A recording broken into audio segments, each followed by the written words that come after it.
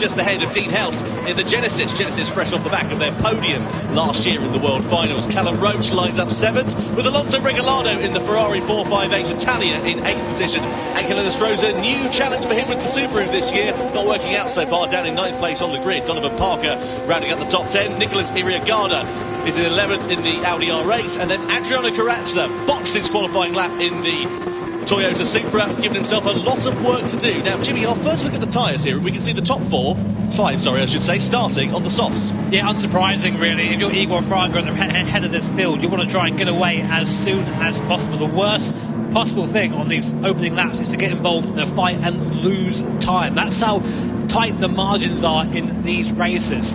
Towards the back of the field, of course, it's interesting to see it go down as far as 6th to 12th on that hard compounder tyre. So we're going to have 2 groups at the start of this race. Let's see how it pans out over the course of 30 laps. Yeah, really keen to see what Adriano Carrazza can do. You wonder whether he may have just gone, for the soft tyre to go and get those on in the early stages, but he's decided to go for the hard, decided to go for the same strategy as everybody else around him, and let's see what he'll be able to do and what kind of progress he'll be able to make up in the field. His best hope, I'm sure, is to try and get himself to the head of the hard compound runners up into 6th place. Anyway, let's stop talking, let's start racing. We're ready to go then. 2024 Gran Turismo World Series is underway here in Montreal as we go green at the Autodromo de Interlagos. Igor Fraga leads the field across the timing line down in towards the centre S. Sasaki in 2nd, Barbara in 3rd place. No moves being made courtesy of the rolling start, spreading that field out a little bit more. But the run through this left-hander on the run down the Retro Imposter could give us an opportunity to see some moves being made.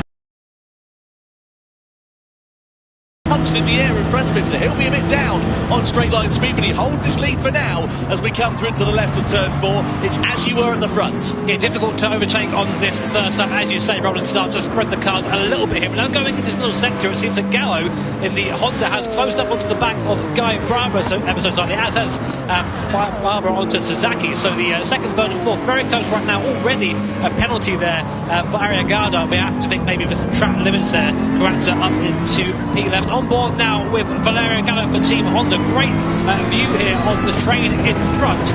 Now it's the first lap now, just about trying to get into that rhythm as soon as possible. So any sort of weakness right now will just be magnified tenfold with the fact that the cars are all so close together. Coming now down to the last big break of the course.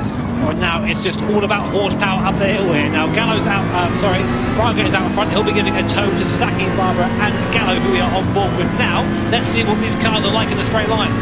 So, on board we ride here then with Gallo as we come to the timing line. He's closing up to the back of Barbara. Barbara in turn is not too far away from Takuma Sasaki. Sasaki is very handy in the straight line in that Porsche. Are we going to see Gallo going for a lunge to the inside when he closes up under braking? Carrazza in at the end of the first lap, the only of the hard shot runners to do so.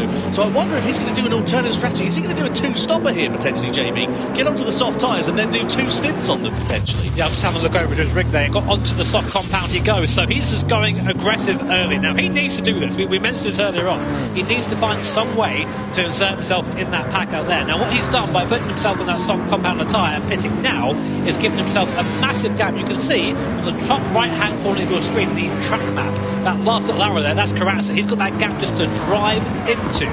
Hopefully, he needs to find that time because he's got to make an extra pit stop as well. So we see Fraga controlling the field out in front. Half a second the advantage he has over Takuma Sasaki. It's not a comfortable advantage by any stretch of the imagination, but we know that Fraga soaks up the pressure like a sponge. He's doing a fantastic job, as he always does, at the helm